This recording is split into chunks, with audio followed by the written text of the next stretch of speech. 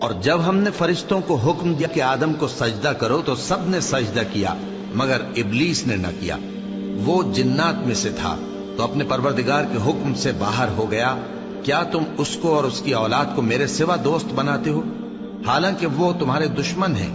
اور شیطان کی دوستی ظالموں کے لیے اللہ کی دوستی کا برا بدل ہے۔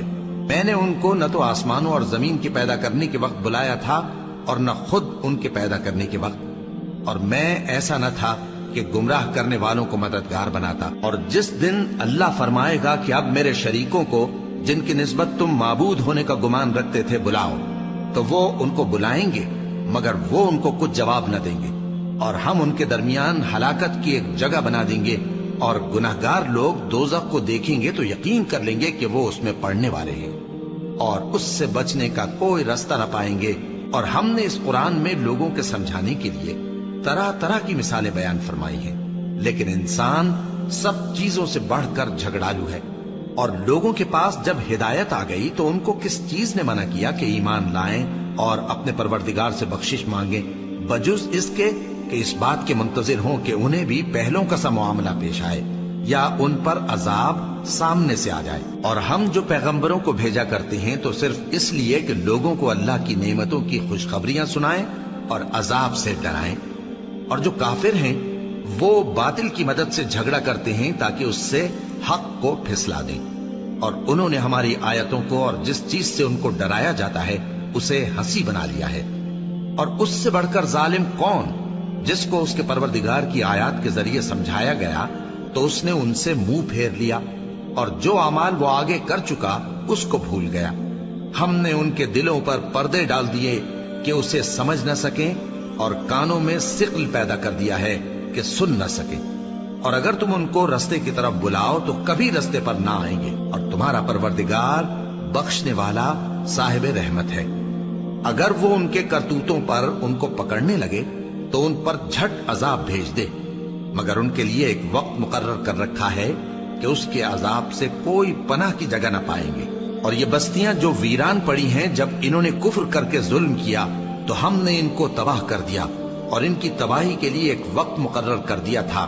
اور جب موسیٰ نے اپنے شاگرد سے کہا کہ جب تک میں دو دریاؤں کے ملنے کی جگہ نہ پہنچ جاؤں ٹلنے کا نہیں، خاص صدیوں چلتا رہوں، پھر جب وہ دونوں ان دریاؤں کے سنگم پر پہنچے تو اپنی مچھلی بھول گئے، پھر اس مچھلی نے دریا میں سرنگ کی طرح اپنا راستہ بنا لیا۔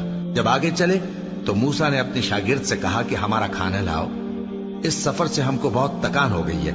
اس نے کہا کہ بھلا آپ نے دیکھا کہ جب ہم نے اس چٹان کے پاس آرام کیا تھا تو میں مچھلی وہیں بھول گیا، اور مجھے آپ سے اس کا ذکر کرنا شیطان نے بھلا دیا، اور اس مچھلی نے عجیب طرح سے دریا میں اپنا راستہ بنایا۔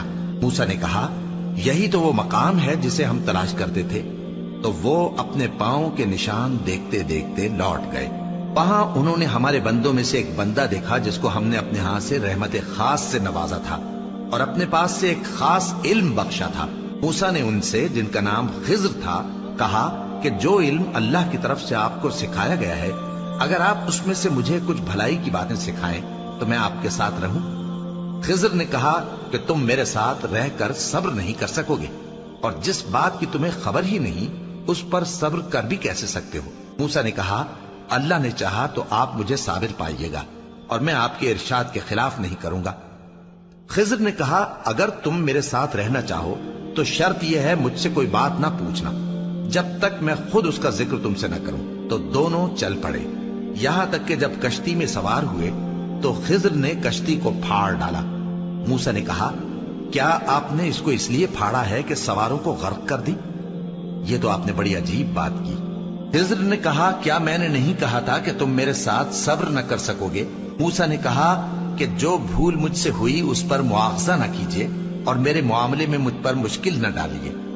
پھر دونوں چلے، یہاں تک کہ رستے میں ایک لڑکا ملا تو خضر نے اسے مار ڈالا۔ موسیٰ نے کہا کہ آپ نے ایک بے گناہ شخص کو ناحق بغیر قصاص کے مار ڈالا، یہ تو آپ نے بری بات کی۔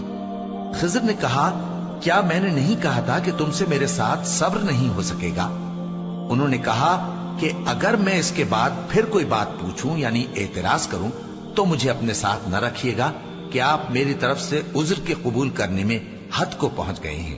پھر دونوں چلے یہاں تک کہ گاؤں والوں کے پاس پہنچے اور ان سے کھانا طلب کیا.